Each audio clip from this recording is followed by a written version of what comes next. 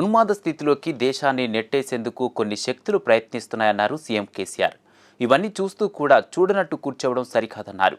ధీరోదాత్తులు, మేధావులు, వైతాళికులు కరదీపికలుగా మారితేనే సమాజం బాగుపడుతుందన్నారు. అయితే ఎల్బీ స్టేడియంలో స్వాతంత్ర వజ్రోత్సవ ముగింపు వేడుకల్లో సీఎం కేసీఆర్ పాల్గొన్నారు. ఈ సందర్భంగా గాంధీజీ లాంటి స్వాతంత్ర సమరయోధుల గురించి తెలుసుకోవాల్సిన బాధ్యత ఈ తరంపై ఉందన్నారు. పేదల ఆశలు ఇంకా నెరవేరలేదన్నారు సీఎం. స్వాతంత్ర ఫలాలు అందలేదని అనేక వర్గాలు ఆవేదన వ్యక్తం చేస్తున్నట్లు కేసీఆర్ చెప్పారు. కేశవరావు కమిటీ వజ్రోత్సవాల సందర్భంగా కార్యక్రమాలను విజయవంతంగా నిర్వహించిందని కేసీఆర్ అభినందించారు. మరో ఉత్తమమైన ఉదాత్తమైన కార్యక్రమం గాంధీ సినిమాను ఈ తరం పిల్లలు 22.5 లక్షల మంది చూశారంటే అందులో ఒక 10% ఆ స్ఫూర్తి కలిగినా కూడా ఈ దేశం బాగా పురోగమించడానికి వాళ్ళ శక్తి సామర్థ్యాలు వినియోగిస్తారని చెప్పి నేను చాలా బలంగా నమ్ముతూ ఉన్నాను. ఆ ప్రదర్శన ఏర్పాటు చేసినటువంటి మన సినిమా ఆటోగ్రఫీ మంత్రివర్యులు గౌరవనీయులు తలసాని శ్రీనివాస్ యాదవ్ గారికి, ఆ శాఖ వారికి, ఆ సినిమా థియేటర్ల యాజమాన్యాలందరికీ, ప్రత్యేకించి మన చీఫ్ సెక్రటరీ గారికి ఈ సందర్భంగా నేను ధన్యవాదాలు తెలియజేస్తూ ఉన్నాను. ఇటువంటి స్ఫూర్తి ముందు కూడా ఎమ్మెల్సీ కవిత ఇంటి ముట్టడికి రాష్ట్ర బీజేవైఎం నేతలు యత్నించారు. బంజారాహిల్స్ రోడ్ నెంబర్ 10లోని కవిత ఇంటి ముట్టడికి బీజేవైఎం నేతలు తరలి వెళ్లారు. వీరిని పోలీసులు అడ్డుకోవడంతో అక్కడే రోడ్డుపై బైఠాయించారు. వారిని అరెస్ట్ చేసేందుకు పోలీసులు ప్రయత్నించారు. దీంతో బీజేవైఎం కార్యకర్తలు పోలీసులతో వాగ్వాదానికి దిగారు. ఈ సందర్భంగా ఢిల్లీ లిక్కర్ స్కామ్లో కవిత పేరు వినిపిస్తుందని, దీనికి నైతిక బాధ్యత వహిస్తూ ఎమ్మెల్సీ పదవికి కవిత రాజీనామా చేయాలన్నారు బీజేవైఎం నాయకుడు గౌతమ్ రావు. లిక్కర్ స్కామ్ కేసుపై రాష్ట్ర సర్కారు విచారణ చేపట్టాలని డిమాండ్ చేశారు. ఎమ్మెల్సీ పదవి నుంచి కవితను తొలగించాలని డిమాండ్ చేశారు.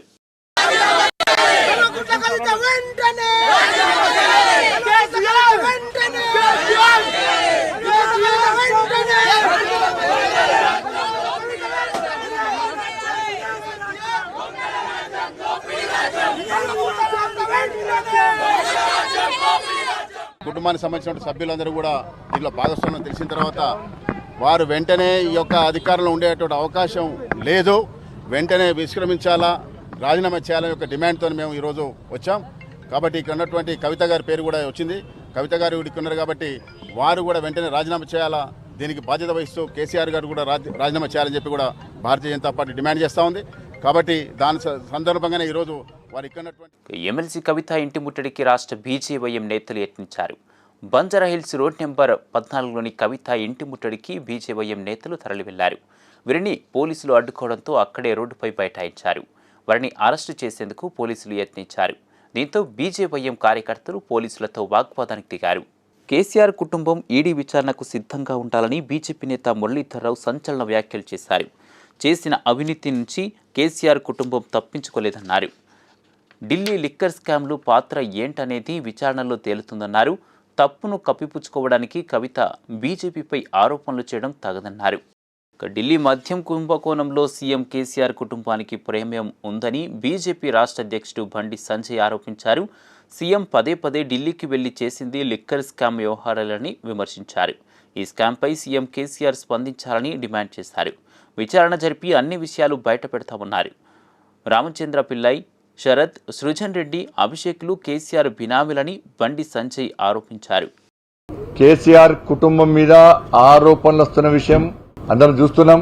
వీళ్ళతో సంబంధం ఉన్న కొంతమంది వ్యక్తుల పేర్లు కూడా వచ్చినాయి.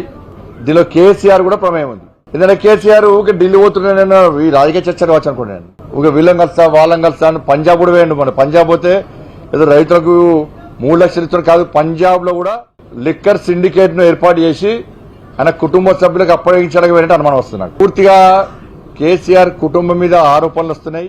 లిక్కర్ స్కామ్లో కవిత పాత్రను బయటపెట్టాలని కాంగ్రెస్ సీనియర్ నేత మధు యాష్కి డిమాండ్ చేశారు. కేసీఆర్ వెంటనే కవితను బర్తరఫ్ చేయాలన్నారు. కవితకు ఆదాయ మార్గాలు లేకుండా 100 కోట్లు ఎలా వచ్చాయని ప్రశ్నించారు. కేంద్రం వెంటనే కేసీఆర్ కుటుంబీకులపై ఈడీ, సిబిఐ దర్యాప్తు చేయించాలన్నారు. బహుజన బిడ్డలకు గొర్రెలు, బర్రెలు, తాటి ఈత చెట్లు, చేప పిల్లలు పెంపు చేసుకోమని చెప్తా ఉన్నాడు. కానీ ముఖ్యంగా ఇవాళ యువతని మత్తు పానీయాలకు లోబర్చినట్టుగా చేసినట్టు, హైదరాబాద్ నగరం విశ్వనగరం కాదు విష నగరంగా మార్చినట్టు. తెలంగాణ రాకముందు సమైక్యాంధ్రప్రదేశ్ రాష్ట్రంలో తెలంగాణ ప్రాంతం యొక్క వైన్ షాపులతోటి మత్తు పానీయాలతోటి సేల్స్ బీరు విస్కీలకు ఎంతుండే 10,000 కోట్ల పైన.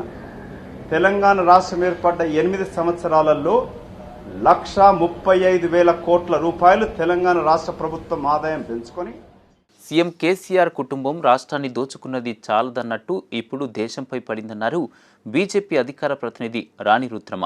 ఢిల్లీ లిక్కర్ స్కామ్లో ఎమ్మెల్సీ కవిత, ఆమె భర్త, బంధువుల ప్రమేయం ఉన్నట్టు జాతీయ మీడియాలో కథనాలు వస్తున్నాయని, దీనికి ఏం సమాధానం చెబుతారని ప్రశ్నించారు. లిక్కర్ కుంభకోణంలో కవిత ప్రధాన సూత్రధారిగా కోట్ల రూపాయల లావాదేవీలు జరిగాయని చెప్తున్నారని రుద్రమ తెలిపారు. దీనిపై సమగ్ర దర్యాప్తు జరిపించాలని డిమాండ్ చేశారు.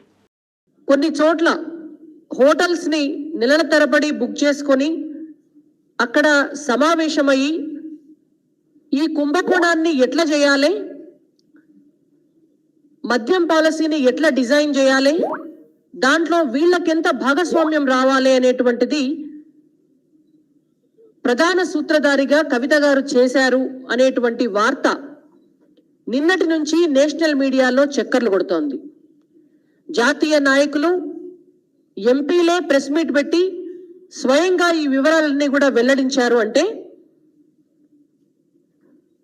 ఇన్నాళ్ళు రాష్ట్రం మీద పడి తెలంగాణ రాష్ట్ర ప్రజల కష్టార్జితాన్ని మందు బాటిళ్ల కోసం ఖర్చు పెట్టి దాని ద్వారా వచ్చే ట్యాక్స్ రూపంలో తెలంగాణ రాష్ట్ర ప్రభుత్వ హోదాలో ఉండి కేసీఆర్ గారి కుటుంబం ఎట్లయితే ఢిల్లీ మద్యం కుంభకోణంతో తనకు ఎలాంటి సంబంధం లేదని ఎమ్మెల్సీ కవిత స్పష్టం చేశారు.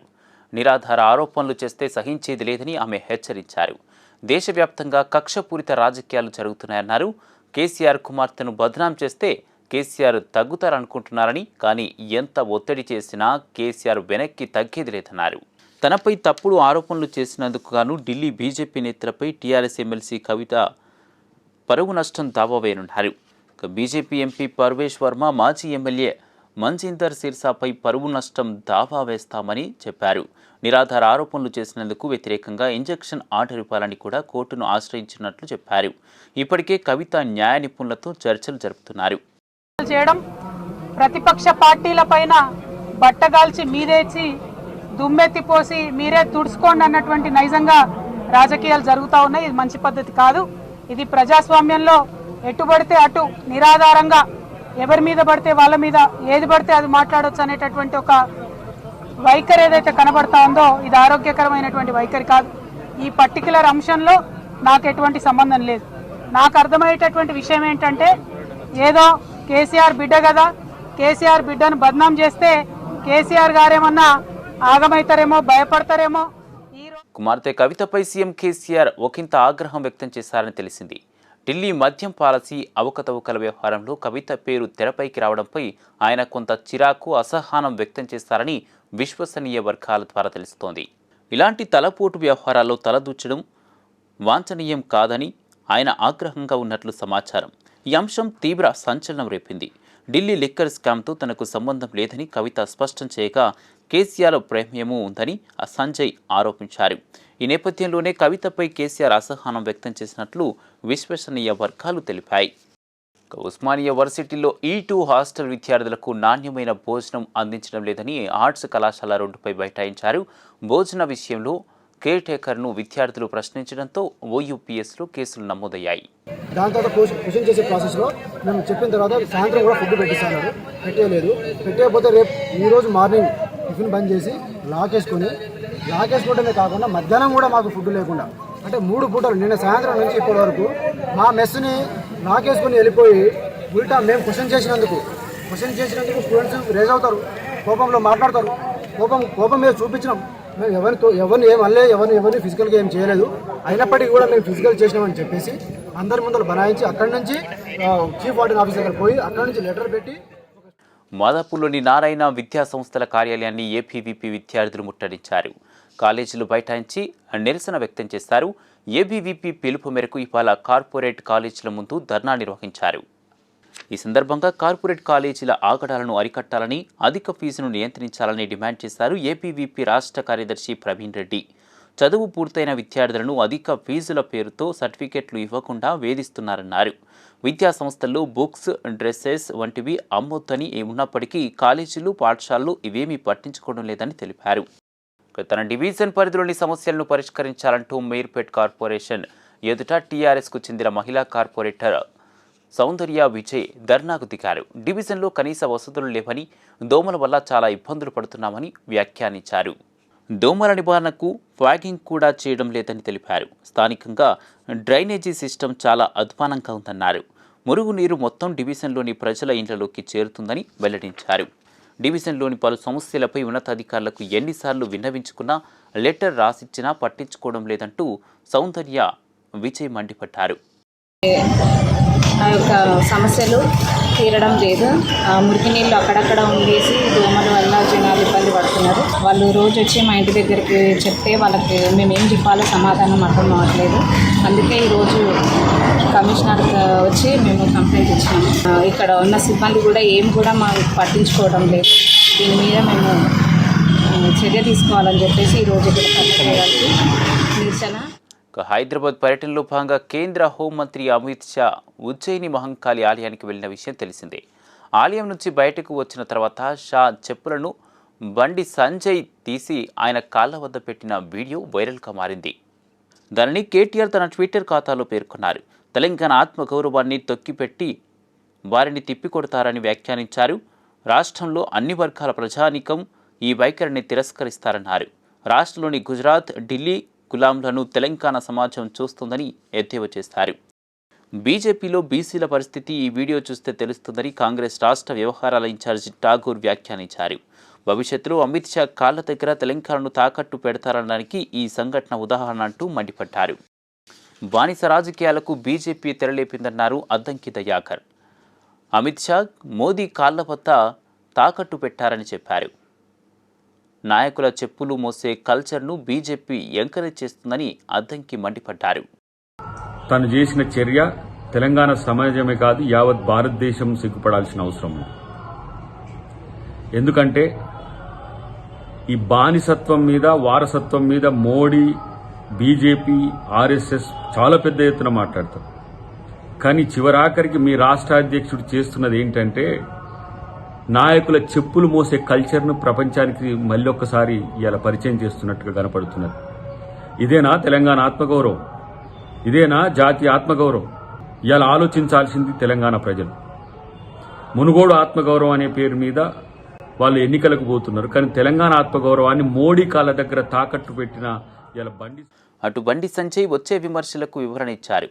టీఆర్ఎస్ ఎమ్మెల్సీ కవిత మద్యం ఇష్యూను డైవర్ట్ చేసేందుకే అమిత్ షా బూట్లు మోసానని ప్రచారం చేస్తున్నారని మండిపడ్డారు. మునుగోడు సభ విజయం పక్కదారి పట్టించే కుట్ర చేస్తున్నారని ఆరోపించారు. అమిత్ షా తమ గురువు, తండ్రి లాంటి వాడని, చెప్పులు అందిస్తే తప్పేముందని ప్రశ్నించారు. తల్లిదండ్రులకు, గురువులకు చెప్పులు అందిస్తే గులాంగిరి చేసినట్లా అని ధ్వజమెత్తారు. ఆడ చెప్పులు తీసిస్తే పెద్ద ఇష్యూ అది. ఇదే కేటీఆర్ కుటుంబంలో కానిస్టేబుల్ తీసుకొచ్చి చెప్పులు ఇచ్చాడు, గులాంగిరి చేస్తున్నట. కేసీఆర్ బిడ్డ కాళ్ళ దగ్గర కార్యక్రమం మొక్కిండు, ఎవరిని గులాంగిరి చేసిండు? కేసీఆర్ కాలు మొక్కిండు, గులాంగిరి చేసిండు. మరి కేసీఆర్ ఏం చేసిండు?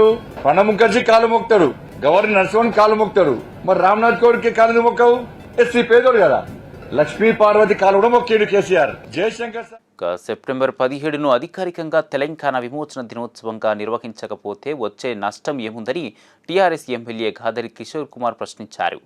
టీఆర్ఎస్ కార్యాలయంలో 2000 వరకు జాతీయ జెండానే ఎగరవేయలేదని ఆయన వ్యాఖ్యానించారు.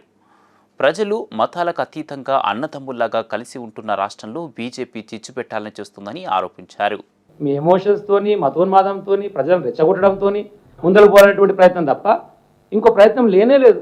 మాట్లాడితే ఎప్పుడు పాడిందే పాటరా, పాసిపండ్ల దాసరా అన్నట్టు ఎప్పుడు చెప్పినా డబుల్ బెడ్రూమ్ ఇండ్లు ఏమైనా, దళితులు ముఖ్యమైన ఎక్కడికి అతరా ఆయన. ఇది ఇంతకుముందు కూడా చెప్పినాం. కేసీఆర్ కంటే మించే పెద్ద దళితుడు ఎవరు లేడు. ఎవడైతే అణచివేత గురైతుడో వాడే పెద్ద దళితుడు. కేసీఆర్ కంటే మించే పెద్ద దళితుడు ఎవరు లేరు. 100 సంవత్సరాలు ఆలోచించినా సరే మీ ముఖాలకు కనీసం ఐడియా వద్దా దళిత బంధు పథకం ఇవ్వాలని చెప్పి? ఏ దళితుని ముఖ్యమంత్రి చేస్తే ఏం మారింది చెప్పు ఒకసారి నాకు.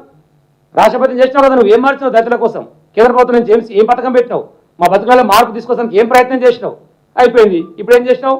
ఇంకో కాలం తీసుకురావాలని చెప్పేసి ట్రైబుల్ తీసుకొచ్చి రాష్ట్రపతిని చేసినావు. మారినాయా ట్రైబుల బతుకులు? 2014 ఎన్నికల మేనిఫెస్టోలో దళితుల ముఖ్యమంత్రి చేస్తానే మాట లేదు. వేల కోట్ల రూపాయలతో ఎమ్మెల్యేలను కొన్నట్లుగా తెలంగాణ ప్రజల ఆత్మాభిమానానికి బీజేపీ ఖరీదు కడుతోందని మంత్రి కేటీఆర్ ఆరోపించారు. మునుగోడు ప్రజల స్వాభిమానం ముందు బీజేపీ పార్టీ ఓడిపోవడం ఖాయమన్నారు. తెలంగాణ ఆత్మగౌరవాన్ని, ఇక్కడ ప్రజల ఆకాంక్షలను ఢిల్లీ బాద్షాలు ఎన్నటికీ అర్థం చేసుకోలేరన్న విషయం మునుగోడులో అమిత్ షా చేసిన ప్రసంగంతో మరోసారి రుజువైందన్నారు. అబద్ధాలకు పెద్ద కొడుకు అమిత్ షానే అన్న కేటీఆర్ అధికార కాంక్ష తప్ప ప్రజల ఆకాంక్షలను పట్టించుకొని పసలేని ప్రసంగం చేస్తారని విమర్శించారు. మొన్న నల్ల చట్టాలతో దేశ ప్రజలకు ఉరితాడు బిగించాలనుకున్న మోడీ ప్రభుత్వం తాజాగా విద్యుత్ చట్టంతో వ్యవసాయ మోటార్లకు మీటర్లు పెట్టే కుట్రలకు తెరితీసిందని కేటీఆర్ ఆరోపించారు.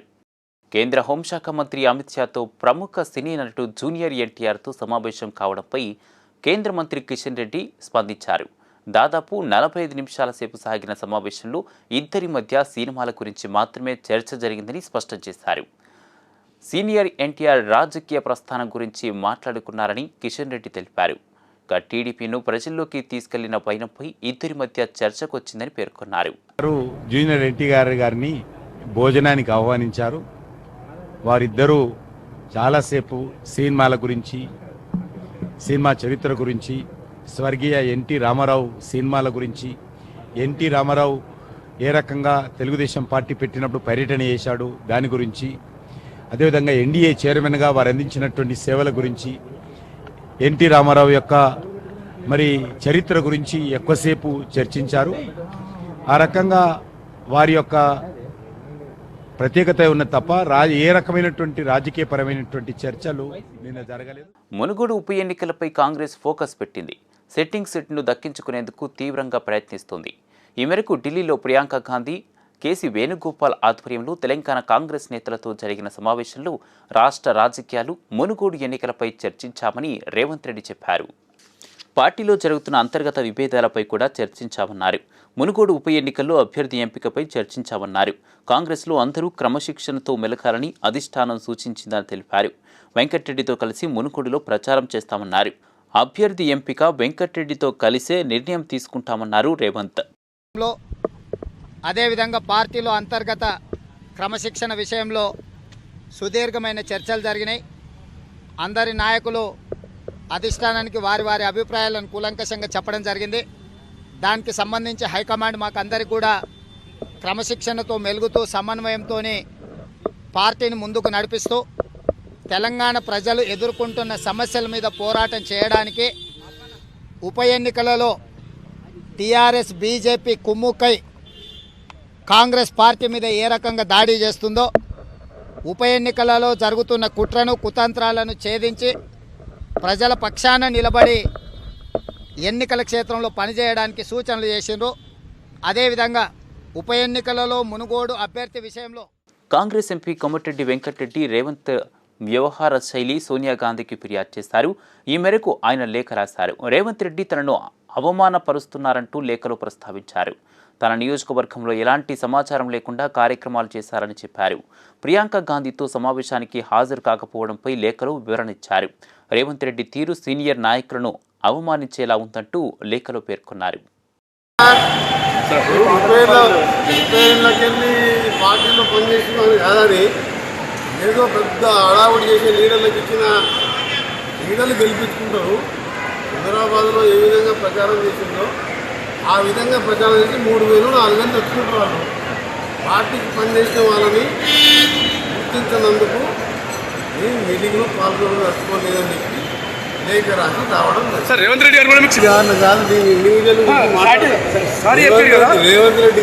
మాట్లాడుతున్నారు. 30 ఏళ్ళ గురించి పనిచేస్తున్నావా? 5 సార్లు ఎమ్మెల్యేగా, ఎంపీగా, మంత్రిగా గెలిచి తెలంగాణ కోసం కొట్లాడిన వారిని గుర్తించినప్పుడు నేను మాతో ఏం పని? మేడ్చల్ జిల్లా పిర్సాదిగూడ మున్సిపల్ కార్పొరేషన్లో blue ribbon overseas education consultancy కార్యాలయం ప్రారంభోత్సవం జరిగింది. ఈ కార్యక్రమానికి చీఫ్ గెస్ట్గా మేయర్ జక్కా వెంకటరెడ్డి పాల్గొని నిర్వాహకులకు శుభాకాంక్షలు తెలిపారు. పిర్సాదిగూడలో 29వ బ్రాంచ్ ప్రారంభించడం సంతోషంగా ఉందన్నారు బ్లూ రిబ్బన్ నిర్వాహకులు. ప్రపంచవ్యాప్తంగా 340 యూనివర్సిటీలలో సంబంధాలు ఉన్నాయని, ఫ్రీ కన్సల్టెన్సీ ఫీజుతో విద్యార్థులకు అబ్రాడ్లో చదివే అవకాశాలు కల్పిస్తున్నామని పేర్కొన్నారు. Representing 340 universities and officially a journey of 9,000 plus visas, study and immigration visas. So we have started our 29th branch in Pirzadiguda. I'm happy. There is a right potential students ikkada. Under graduation కానివ్వండి, post graduation కానివ్వండి, లేదా research మీద PhD కానివ్వండి, it's an opportunity. So that చాలామంది పంజాగుట్టనో లేకపోతే ఇంకా Banjara hills అటు side వెళ్ళడం అవసరం లేదు. We're here now. This is a potential market. So you don't need to go anywhere. You can get admission process, visa, documentation process absolutely free. జీడిమెట్లలోని పారిశ్రామిక వాడలో భారీ ప్రమాదం సంభవించింది. శ్రీధర్ బయోటెక్ కంపెనీలో 5 రియాక్టర్లు పేలాయి. ఈ ఘటనలో 7గురికి గాయాలయ్యాయి. మరో 3గురికి సీరియస్గా ఉంది.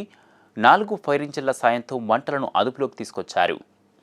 పేలుడు సమయంలో భారీ శబ్దాలు రావడంతో ఏం జరిగిందో తెలియక స్థానికులు భయాందోళనకు గురయ్యారు. ముందుగా భారీ శబ్దం రావడంతో ఏదైనా షార్ట్ సర్క్యూట్ జరిగి ఉండొచ్చని కార్మికులు భావించారు. అయితే వరుసగా శబ్దాలు రావడంతో రియాక్టర్లు పేలాయని నిర్ధారించారు. పేలుడు కారణంగా దట్టమైన పొగ అలుముకుంది. జీడిమెట్ల పోలీసులు అక్కడికి చేరుకొని సహాయ చర్యలను పర్యవేక్షించారు. క్షతగాత్రులను ఆసుపత్రికి తరలించి చికిత్స అందిస్తున్నారు.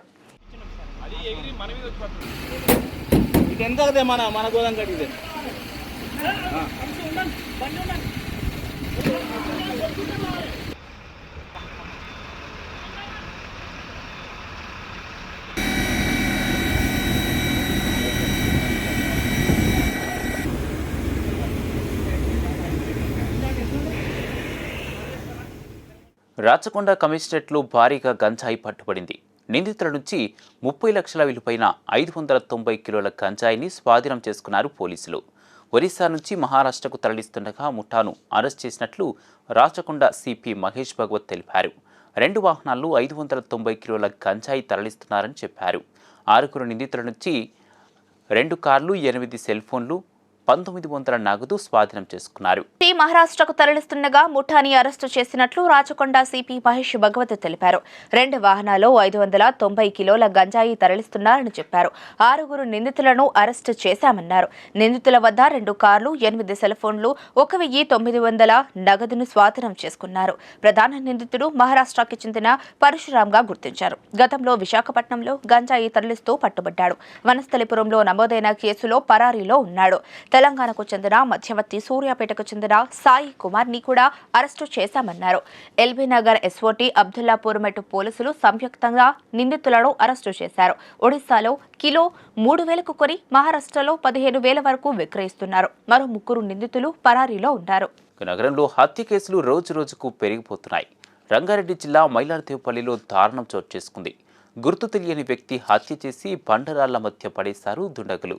మైలార్దేవపల్లి టీఎన్జీఓస్ కాలనీ గుట్టల మధ్య మృతదేహం లభ్యం కాగా స్థానికులు పోలీసులకు సమాచారం అందించారు.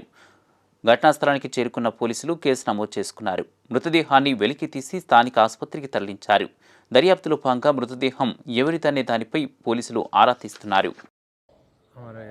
हाउसिंग बोर्ड कॉलोनी के पहाड़ों में डेड बॉडी है बोल के इन्फॉर्मेशन मिले तो सीए साहब को पुलिस डिपार्टमेंट में कंप्लेंट करे थे. फिर नाइट में इमीडिएटली हमारे सीए नरसिम्हा सर, रविंद्र रेड्डी साहब और उनका स्टाफ पूरा आके जो है जाके चेक करा. फिर पुलिस टीम वगैरह पूरे अंदर रहने की वजह से नाइट में बहुत अंधेरा था और वो पहाड़ों में रहने की वजह से रात में तो कुछ भी नहीं निकाल सकते. आज मॉर्निंग आके जो है उसको शिफ्ट कर रहे हैं. अब वो 4 दिन से तो यहाँ के जो है लोग हैं उनको तो 4-5 दिन से बुआरी बोल के बोल रहे हैं, स्मेल आ रहा बोल के बोल रहे हैं. अब स्मेल आ रहा बोल तो कुछ कुत्ते मर गए होंगे, कुछ दूसरा जानवर मर गया समझ के उसके लिए जो है वो लोग वैसे खामोश बैठे. अभी मैं आपको मालूम ये हुआ कि कोई डेड बॉडी है बोले कल शाम में 6 बजे तक डेड बॉडी इमीडिएटली मालूम होती है कंप्लेंट करें. मालूम होती है रिस्पॉन्स भी आए, सीए साहब आए, फिर लोकल के बच्चे वगैरह पूरे थे करे. मगर वो रात में बहुत अंधेरा था. టాలీవుడ్ మెగాస్టార్ చిరంజీవి 67వ పుట్టినరోజు వేడుకలు ఇవాళ గ్రాండ్గా జరిగాయి. మెగా ఫ్యాన్స్ పండుగ చేసుకున్నారు. పలువురు తారలు, రాజకీయ ప్రముఖులు ఫ్యాన్స్ చిరుకు శుభాకాంక్షలు తెలిపారు. ఈ నేపథ్యంలో mega power star Ram Charan తన తండ్రికి బర్త్డే విషెస్ తెలుపుతూ ట్వీట్ చేశాడు. తండ్రితో కలిసి చిరునవ్వులు చిందిస్తున్న ఓ ఫోటోను కూడా చరణ్ షేర్ చేశాడు. దానికి చెర్రీ మంచి క్యాప్షన్ను కూడా జోడించాడు. World best dad happiest birthday అంటూ ట్వీట్ చేశాడు. ప్రస్తుతం ఈ ట్వీట్ వైరల్ అవుతుంది. ఈ ఫోటోలో ఇద్దరు వైట్ అండ్ వైట్లో కనువిందు చేశారు. హైదరాబాద్లోని ఓ ఫామ్ హౌస్లో మెగాస్టార్ తన బర్త్డే పార్టీని ఫ్యామిలీ మెంబర్స్ అత్యంత సన్నిహితుల మధ్య జరుపుకున్నారు.